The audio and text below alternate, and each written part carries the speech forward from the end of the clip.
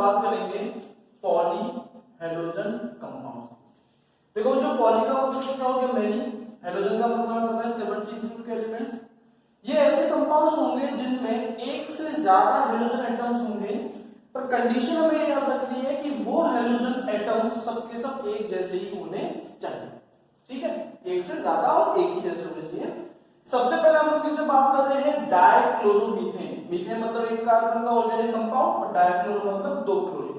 तो यहां हमारे पास में फॉर्मूला बन जाता है CH2Cl2, जिसका कॉमन नेम बन जाएगा मिथाइल डाइक्लोराइड। इसके अलावा जो ये मिथाइल डाइक्लोराइड है, जब हम लोगों ने पढ़े थे कि डाइहाइड्रोजन कंपाउंड विसिनल, जेमिनल और आरबीएससी में हमने अल्फा एंड ओमेगा की बात की थी। तो ये कौन सी कंडीशन को सेटिस्फाई कर रहा है, दो एक जैसे हाइड्रोजन एटम्स हैं और दोनों क्योंकि एक ही कार्बन है तो सेम कार्बन पर है, मतलब ये कौन सा है, ये है आपका जेमिनल डायनाइड। ये आपका जेमिनल डायनाइड है। सबसे पहले इसकी प्रिपरेशन की कैसे बनाया जा सकता है। सबसे आसान तरीका जो कॉमन तरीका है वो क्या बच्चों, अगर मीथेन पर हम लोग फोटोलाइटिक क्लोरीनेशन कराएं, मतलब क्लोरीन का अटैक कराएं H की प्रेजेंस में, जैसे हम लोग इसको करके जा चुके रिएक्शन को, एक बार Cl का अटैक कराया तो एक Cl जुड़ेगा, एक H हटेगा, और अगर आपने दो बार ही अटैक कराया तो दो Cl जुड़ जाएंगे तो आपको मिल जाएगा CH2Cl2। इसके अलावा अगर आप फॉर्मेल्डिहाइड मतलब HCHO पर अटैक करा दें किसी क्लोरीनेटिंग एजेंट का, क्लोरीनेटिंग एजेंट जो क्लोरीन प्रोवाइड कर सकता है जैसे कि PCl5, तो होगा क्या, यहां से PCl3 और ये O POCl3 बन जाएगा और बाकी के जो दो Cl बचे वो जाकर के कार्बन से जुड़ जाएंगे। देखिए नेक्स्ट हम लोग बात करते हैं इसकी फिजिकल प्रॉपर्टीज। फिजिकल प्रॉपर्टीज में कुछ खास है नहीं, स्वीट स्मेलिंग वोलेटाइल लिक्विड है। वोलेटाइल लिक्विड का माने कि बहुत आसानी से क्या हो जाता है, इवेपोरेट। दूसरा ये इसका बॉइलिंग पॉइंट 313 केल्विन है। देखो फिजिकल प्रॉपर्टीज इन पॉली हेलोजन कंपाउंड्स के बारे में कुछ खास हमसे पूछी जाती नहीं है, तो हमें इन पर कोई खास लोड लेना है नहीं। एक बस इसके बारे में हमें ये चीज ध्यान रखनी है ड्यूरिंग प्रैक्टिकल्स कि डायरेक्ट स्किन कांटेक्ट जो है वो आपकी स्किन को जला सकता है या वहां पे रेडनेस आ सकती है, और अगर आंखों में गिर जाए तो आपके कॉर्निया को भी बर्न कर सकता है। केमिकल प्रॉपर्टीज ज्यादा नहीं है, सिर्फ एक ही हमारे लिए, वो है हाइड्रोलाइसिस। हाइड्रोलाइसिस का मतलब यहाँ पर है कि Cl को हटा करके और जो आपका वाटर मॉलिक्यूल से मिलने वाला OH माइनस जो न्यूक्लियोफाइल है वो आकर के क्या करते हैं, Cl को रिप्लेस। अब हमें पता है कि अगर क्लोरीन को रिप्लेस करना है OH माइनस से तो हमें अटैक कराना पड़ेगा किसका, एक्वस KOH का। तो क्योंकि इसमें दो Cl मॉलिक्यूल हैं तो हमें दो एक्वस KOH लेने पड़ेंगे, दोनों Cl हट जाएंगे और उनकी जगह दो OH आ जाएंगे। पर देखो बच्चों, जब सेम कार्बन पर दो OH आते हैं, मतलब जेमिनल डाई अल्कोहल की बात कर रहा हूं, तब वो मॉलिक्यूल हाईली अनस्टेबल हो जाता है।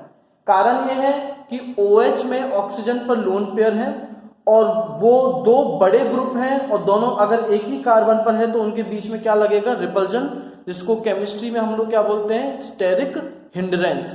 तो मॉलिक्यूल बन जाएगा स्टेरिकली हिंडर्ड, हाईली अनस्टेबल। तो अपने आप को स्टेबल बनाने के लिए मॉलिक्यूल में से ऑटोमेटिकली अपने आप क्या रिमूव हो जाएगा, H2O। आप देख रहे हैं दो OH हैं तो एक OH का पूरा OH और दूसरे OH से क्या चला जाएगा, H। अगर H2O निकल गया तो वैलेंसी को सेटिस्फाई करने के लिए आप देखेंगे कि आपको क्या मिलेगा, फॉर्मएल्डेहाइड। लास्ट इसके कुछ यूजेस, जैसे कि ये फार्मास्यूटिकल मतलब मेडिसिन, दवाइयां और फूड इंडस्ट्री में यूज होता है। दूसरा एरोसोल, परफ्यूम्स, डिओड्रेंट, इनके लिए प्रोपेलेंट का काम करता है, मतलब उनकी जो ड्रॉप्स होती है उनको स्प्रे करने के काम में आता है। और metal finishing and cleaning solvent, जैसा कि हमने पढ़ा कि ये कोरोसिव है, जला सकता है, तो अगर मेटल पर किसी तरह की गंदगी आ गई है तो उसको डिसॉल्व करके मेटल को साफ करने के लिए भी इस्तेमाल में लिया जाता है। पॉलीहेलोजन कंपाउंड्स में हमारे पास दूसरा है ट्राइक्लोरोमीथेन, जिसे हम क्लोरोफॉर्म भी कहते हैं। फॉर्मूला है CHCl3। देखिए सबसे पहली प्रिपरेशन है इसकी फोटो क्लोरीनेशन। सेम लाइट की प्रेजेंस में जब Cl2 का अटैक कराइएगा, क्योंकि आपको इसमें 3 Cl चाहिए तो मीथेन पर आपको 3 बार क्लोरीनेशन कराना पड़ेगा। और आप देख सकते हैं किस तरीके से रिएक्शन से आपको लास्ट में मिल जाएगा आपका क्लोरोफॉर्म। दूसरा है बच्चों क्लोरल हाइड्रेट। क्लोरल हाइड्रेट जो है वो है आपके पास में क्या, ये जो C पर 3Cl मतलब CCl3 और CHO। अगर आप यहां पर NaOH या KOH का अटैक कराते हैं तो आपको ये जो CCl3 था एक H उससे जुड़ जाता है और बाकी का जो कंपाउंड है वो दूसरे से, आप देख सकते हैं यहां से ये अलग हो जाएगा क्लोरोफॉर्म और आपका दूसरी तरफ सोडियम या potassium salt of carboxylic acid आपको मिल जाएगा। फिर तीसरी प्रिपरेशन है कार्बन टेट्राक्लोराइड CCl4। देखो CCl4 का अगर आप रिडक्शन करा दें, रिडक्शन मतलब addition of hydrogen iron steam की प्रेजेंस में, तो होगा क्या, एक H जुड़ जाएगा CCl4 से और ये बन जाएगा CHCl3 और दूसरा H कार्बन टेट्राक्लोराइड के क्लोरीन से जुड़ के बना देगा HCl। देखिए बच्चों, इसकी जो लास्ट प्रिपरेशन है जो कि हमारा लेबोरेटरी मेथड भी जिसको आप लैब में बना सकते हैं वो है क्लोरोफॉर्म टेस्ट, जिसके ब्रैकेट में आपने देखा कि क्या लिखा हुआ है, हेलोफॉर्म टेस्ट। हेलो का मतलब यहाँ हेलोजन है क्योंकि इस टेस्ट को कोई दूसरे हेलोजन कंपाउंड भी दे सकता है, मतलब क्लोरोफॉर्म या फिर आयोडोफॉर्म मतलब CHCl3 या फिर आपका CHI3। ये एक डिस्टिंग्विशिंग टेस्ट है, हमारे एग्जामिनेशन में पक्का डिस्टिंग्विशिंग टेस्ट एक या दो आते ही आते हैं। डिस्टिंग्विशिंग टेस्ट क्या है पहले वो समझ लीजिए, एक ऐसी रिएक्शन जिसको हम लोग प्रैक्टिकली परफॉर्म कर सके लैब के अंदर और उस रिएक्शन के दौरान कोई एक स्पेसिफिक प्रोडक्ट बनता हो जो किसी दूसरे प्रोडक्ट से डिफरेंट हो। कहने का मतलब ये, आपको दो चीजें दे दी जाए और आपको बोला जाए कि इन दोनों में से बताइए कौन सा वाला फलाना ग्रुप है। अब उसके लिए आप दोनों की रिएक्शन एक ही जैसे रिएक्टेंट के साथ कराएंगे और उन दोनों में से कोई एक या तो उसके साथ रिएक्ट करेगा और किसी तरह का कंपाउंड बनाएगा और कोई ऑब्जर्वेशन जरूर देगा। ऑब्जर्वेशन का मतलब कोई कलर में चेंज आ जाए, कोई प्रेसिपिटेट बन जाए, कोई स्मेल आने लगे, एटसेट्रा एटसेट्रा, ठीक है। और दूसरा वाला या तो रिएक्शन देगा ही नहीं और अगर देगा भी तो ऑब्जर्वेशन उस वाले से क्या देगा, डिफरेंट। ऐसी कुछ रिएक्शन हमारे पास में हमारे सिलेबस में जिन्हें हम लोग डिस्टिंग्विशिंग टेस्ट बोलते हैं, ये हमें बहुत अच्छे से आनी चाहिए। तो देखो सबसे पहले बच्चों मैं बता दूं कि क्लोरोफॉर्म मतलब हेलोफॉर्म टेस्ट देने के लिए वो कंपाउंड चाहिए जिसमें टर्मिनल से सेकंड दूसरे नंबर के कार्बन पर या तो क्या होना चाहिए OH या फिर टर्मिनल से दूसरे नंबर के कार्बन पर बच्चों क्या होना चाहिए, डबल बॉन्ड O। अब देखो यहाँ कार्बन की अगर आप वैलेंसी को सेटिस्फाई करेंगे तो यहाँ कार्बन की वैलेंसी में OH नहीं आना चाहिए, मतलब कार्बोक्सिलिक एसिड नहीं होना चाहिए या कार्बोक्सिलिक एसिड का डेरिवेटिव नहीं होना चाहिए। बात समझ आई? टर्मिनल से आखिरी वाले कार्बन से दूसरे कार्बन पर अगर OH या दूसरे कार्बन पर अगर क्या है डबल बॉन्ड हो तो वो क्लोरोफॉर्म टेस्ट को देंगे, पॉजिटिव टेस्ट देंगे। अब क्लोरोफॉर्म टेस्ट में करना क्या है आपको, आपने सबसे पहले एक ऐसा कंपाउंड चाहिए जिसके टर्मिनल से दूसरे कार्बन पर या तो क्या हो बच्चों OH या टर्मिनल के दूसरे कार्बन से क्या हो डबल बॉन्ड O। आपको रिएक्शन करानी है Cl2 और NaOH के साथ। यहां मैंने रिएक्शन को बैलेंस करके लिख दिया है। देखो बच्चों Cl2 और NaOH आपस में रिएक्ट करते हैं और रिएक्ट करके बना देते हैं NaOCl। तो कभी कभी आप एग्जाम में NaOCl लिखा हुआ भी देखें या आप क्लोरोफॉर्म की जगह आयोडोफॉर्म टेस्ट परफॉर्म कर रहे हैं तो NaOI लिखा हुआ देख सकते हैं। आपके एनसीईआरटी में कई क्वेश्चन है जहां NaOI लिखा हुआ है। जब NaOH और Cl2 ने रिएक्ट किया तो H और इसका एक Cl मिलकर HCl बना देते हैं और बाकी बच गया NaOCl। तो आप इन दोनों को ले लीजिए या इसको ले लीजिए, आपको कुछ भी दिया सकता है। देखिए बहुत आसान चीज है, कुछ नहीं करना, पहले तो ये देख लीजिए कि क्या ये आपका क्लोरोफॉर्म या हेलोफॉर्म टेस्ट की कंडीशन को सेटिस्फाई कर रहा है। कंडीशन मैंने क्या बताई, टर्मिनल से दूसरे कार्बन पर क्या होना चाहिए OH। जरूरी नहीं लेफ्ट टर्मिनल से, राइट टर्मिनल से भी चलेगा, ठीक है। अब जब आप इसको Cl2 रेजन के साथ ट्रीट कराएंगे तो ध्यान से सुनिएगा, ये जो टर्मिनल वाला कार्बन है सिर्फ एक का कार्बन ये ना, ये बच्चों ये तो कन्वर्ट कर देना है आपको किसमें, क्लोरोफॉर्म। क्लोरोफॉर्म का फॉर्मूला हमें पता है क्या है, CHCl3। अब कितने कार्बन बच गए आप देख सकते हैं इस कंपाउंड में, एक कार्बन बच गया। उस एक कार्बन को कार्बोक्सिलिक एसिड के सोडियम सॉल्ट में आपको कन्वर्ट कर देना है। तो एक कार्बन का कार्बोक्सिलिक एसिड होता है HCOOH, बस हमें कार्बोक्सिलिक एसिड का सोडियम सॉल्ट बनाना है इसकी वजह से, तो आप उसको बना देंगे HCOONA, बाकी NaCl और H2O आपको लिखना है। एक्वा सॉल्यूशन बन गया यहाँ पर। अब यहां मैंने देखिए या तो मैंने क्या लिया था अल्कोहल, तो मैंने 4Cl2 और क्या लिया 6NaOH। अगर मैं एल्डिहाइड या कीटोन लूं तो यहां 4Cl2 की जगह क्या यूज करूंगा 3Cl2, 6NaOH की जगह क्या यूज करूंगा 4NaOH। करना सेम है, क्या टर्मिनल वाले को तो किसमें बदल देना है आपको क्लोरोफॉर्म में। अब जितने कार्बन बच गए उनको बदल देना है सोडियम सॉल्ट और कार्बोक्सिलिक एसिड में। ये आपका क्या था बच्चों इथेनॉल, इसमें एक ही कार्बन बचा। पर अगर मैं यहाँ पर मैंने क्या लिया है प्रोपेनॉन एसीटोन, तो चलो ये तो मेरा टर्मिनल वाला कार्बन है, तो क्या बन गया क्लोरोफॉर्म। अब कितने कार्बन बच गए 2। इसका मतलब ये है कि अब मुझे जो सोडियम सॉल्ट बनाना है कार्बोक्सिलिक एसिड का, उसमें कितने कार्बन होने चाहिए 2 कार्बन होने चाहिए। ठीक है, अब यहाँ पर कैसे पहचानेंगे, देखो क्लोरोफॉर्म बन रहा है, पहचाना क्या, उसकी स्मेल जब आप लेते हैं क्लोरोफॉर्म की, आपने सुना होगा क्या कर देती है अनकॉन्शियसनेस, बेहोशी ला करके आती है, हमें फेंट कर देती है। तो ये करने के बाद में आप लिख देंगे कि this compound on reacting with chlorine and NaOH produces a compound which have faint smell or which can cause unconsciousness, therefore this compound is bad। For example, मान लो मैं आपको बोलता हूं कि आपको इथेनॉल, इथेनॉल क्या होता है बच्चों CH3CH2OH, और दूसरा बोलता हूं प्रोपेनॉल, प्रोपेनॉल हो गया CH3CH2CH2OH। आपको इन दोनों के बीच में डिस्टिंग्विशन टेस्ट देना है।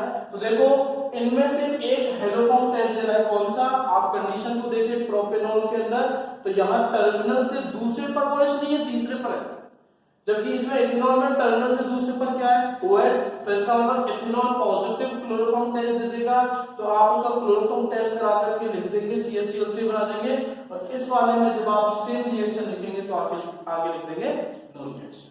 ये बहुत इंपॉर्टेंट है, हम लोगों के लिए कई बार बोर्ड में आता है क्वेश्चन।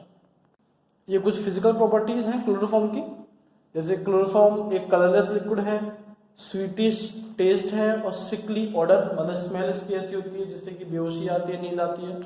बॉइलिंग पॉइंट 334 केल्विन, पानी में नाम मात्र का घुलता है, पानी से भारी है, अगर इसके वेपर्स को इनहेल कर लिया जाए तो ये बेहोशी ला सकता है। इस वजह से लाइफ टाइम में एक दफा इसको एज एनेस्थेटिक एजेंट यूज किया जा सकता है सर्जरी के लिए। ठीक है, पहले इसको किया जाता था, आजकल इसका इस्तेमाल नहीं होता, क्योंकि अगर एक से ज्यादा दफा मतलब बार बार किसी की सर्जरी करनी है और उसको अगर क्लोरोफॉर्म दिया जाए तो उसका लिवर और किडनी डैमेज हो सकते हैं। देखिए क्लोरोफॉर्म की केमिकल प्रॉपर्टीज पे चलते हैं। इसकी पहली और बहुत इंपॉर्टेंट केमिकल प्रॉपर्टी है action of light and air.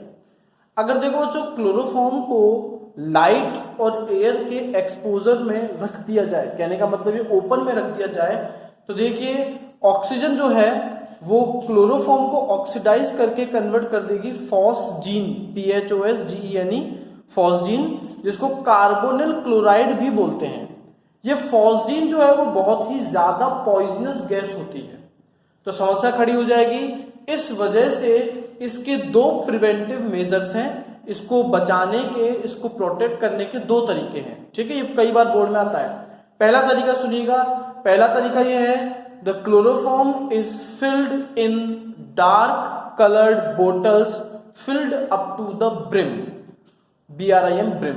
Chloroform को डार्क कलर की बोटल्स में स्टोर करके रखा जाता है और उनको ढक्कन तक भर के रखा जाता है। अब देखो इसके 2 फायदे हो गए, एक तो डार्क कलर की बोतल अगर है तो डायरेक्टली लाइट नहीं मिलेगी, और दूसरा अगर ढक्कन तक क्लोरोफॉर्म भरा है तो अंदर एयर जाने की जगह ही नहीं है, हवा जाएगी नहीं, और अगर एयर ही नहीं मिलेगी तो वो फॉस्जीन में भी कन्वर्ट नहीं हो सकता। और देखो जो दूसरा जो तरीका है वो ये है कि जो आप क्लोरोफॉर्म जब आप भर रहे हैं बोटल्स में, तो थोड़े से अमाउंट में, लिटिल अमाउंट में आपको क्या भर देना उसमें, इथाइल अल्कोहल। तो जब आप इथाइल अल्कोहल डालेंगे और कभी अगर फ्यूचर में आपका क्लोरोफॉर्म फॉस्जीन में कन्वर्ट होता है तो जो कि पॉइजनस है, तो इथाइल अल्कोहल उस फॉस्जीन के साथ रिएक्ट करके बना देगा डाई इथाइल कार्बोनेट, जो कि नॉन पॉइजनस है। तो ये 2 प्रिवेंटिव मेजर्स हैं जो कि हम लोग क्लोरोफॉर्म को प्रोटेक्ट करने के लिए इस्तेमाल में लेते हैं। देखिए नेक्स्ट केमिकल प्रॉपर्टी है रिडक्शन। रिडक्शन भी इसका दो टाइप का है, एक तो न्यूट्रल मीडियम मतलब वाटर की प्रेजेंस में, और एक एसिडिक मीडियम मतलब HCl की प्रेजेंस में। अगर क्लोरोफॉर्म को न्यूट्रल मीडियम में रिड्यूस किया जिंक के साथ तो ये आपको देगा मीथेन, और अगर आपने क्लोरोफॉर्म को रिड्यूस किया एसिडिक मीडियम में जिंक के साथ तो ये आपको क्या देगा, CH2Cl2 dichloromethane. Next chemical property जो है इसकी, सॉरी तीसरी केमिकल प्रॉपर्टी, यहाँ पे गलती कर दी मैंने, ये आपकी सेकंड और ये आपकी हाइड्रोलाइसिस। जैसे पिछली दफा हमने डाइक्लोरोमीथेन के हाइड्रोलाइसिस में देखा कि 2 Cl थे तो 2 बार ही एक्वस KOH का अटैक कराना पड़ा, तो यहाँ 3 Cl हैं तो 3 बार ही एक्वस KOH का अटैक कराने पर तीनों Cl हट जाएंगे और उनकी जगह ले लेंगे आपके 3 OH। पर जैसा मैंने बताया था एक कार्बन पर कभी 2 OH नहीं आ सकते स्टेरिक हिंड्रेंस की वजह से, तो 3 कैसे एग्जिस्ट करेंगे। तो अपने आप को स्टेबलाइज करने के लिए मॉलिक्यूल में से क्या निकल जाता है, वाटर मॉलिक्यूल। तो जब आप सेम कार्बन से वाटर मॉलिक्यूल निकालने की कोशिश करेंगे तो बाकी जो बचेगा वो क्या मिलेगा आपको यहाँ पर, फॉर्मिक एसिड या मेथेनोइक एसिड। नेक्स्ट जो केमिकल प्रॉपर्टी है वो है कार्बाइल अमाइन रिएक्शन, जिसको आइसोसाइनाइड टेस्ट भी कहा जाता है। बच्चों ये भी एक डिस्टिंग्विशिंग टेस्ट है पर प्राइमरी अमाइंस। इसमें प्राइमरी अमाइंस को जब क्लोरोफॉर्म और एल्कोहलिक NaOH के साथ ट्रीट कराते हैं तो प्राइमरी अमाइन कन्वर्ट हो जाता है आइसोसाइनाइड के अंदर। इस आइसोसाइनाइड की बहुत गंदी फाउल स्मेल या ऑफेंसिव स्मेल होती है, और जब फाउल स्मेल आती है तो उसको स्मेल करके हम लोग पहचान सकते हैं कि आपने क्लोरोफॉर्म को जिस भी कंपाउंड के साथ रिएक्ट कराया होगा वो जरूर क्या रहा होगा, आपका प्राइमरी अमाइन। ये हमारे चैप्टर नंबर 13 में फिर से आएगी, वहां इसको और डिटेल में पढ़ेंगे। मैकेनिज्म देखते हैं। सबसे पहले KOH आयोनाइज होता है K+ और OH- के अंदर। ये OH- न्यूक्लियोफाइल क्लोरोफॉर्म पर अटैक करता है और वहां से H+ को रिमूव कर देता है।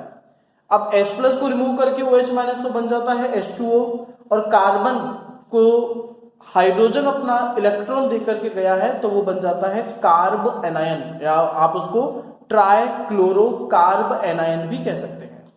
अब ये ट्राइक्लोरो कार्ब अमाइन में से एक Cl- इस एक्स्ट्रा इलेक्ट्रॉन को ले जाता है Cl- निकल गया तो बचा क्या, CCl2, और कार्बन पर 2 इलेक्ट्रॉन या कह सकते हैं एक अनपेयर्ड इलेक्ट्रॉन का जोड़ा, जिसको आप लोन पेयर भी बोलते हो।